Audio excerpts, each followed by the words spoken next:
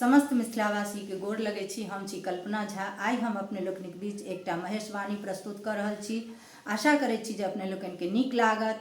हमरा संगे ढोलक पर संगत कर रहल छथिन श्री राम कुमार जी। आशा करै छी जे अपने लोकनि के नीक लागत, तो अपने लोगन सुनल जाओ।